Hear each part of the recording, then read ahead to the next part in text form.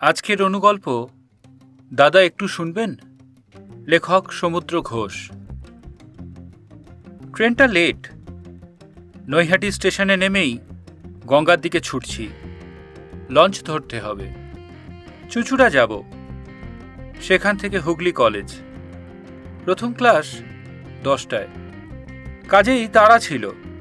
Station চত্বর ছাড়াতেই ভিড়ের মধ্যে কাঁধে আলতো হাতের ছোঁয়া, সঙ্গে মৃদু মোলায়েম কণ্ঠের অনুনয়।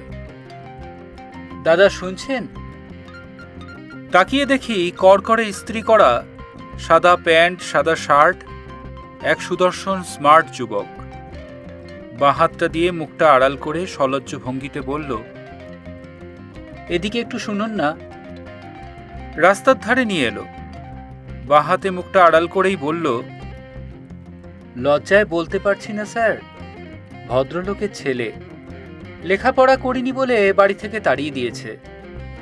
একটা সেকেন্ড হ্যান্ড টাইপরাইটার কিনব। নিজের পায়ে দাঁড়াতে চাই, কিছু সাহায্য করেন।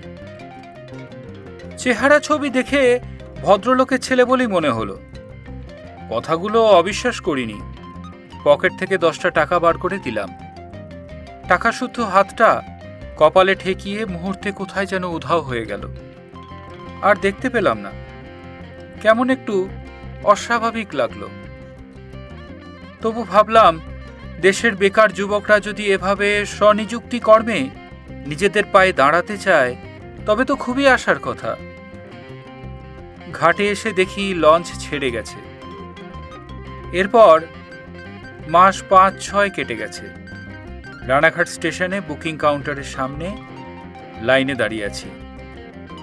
যাব বহরমপুর। ময়লা ধুতি শার্ট পরা একটি ছেলে এসে বলল, দাদা একটু শুনবেন? বাঁ হাতটা দিয়ে মুখের আধখানা আড়াল করা। বলল, ভদ্রলোকের ছেলে, চাকরি বাকরি নেই, বাবার টিবি, একটু সাহায্য করবেন? তাকিয়েই মনে হলো একে কোথাও দেখেছি।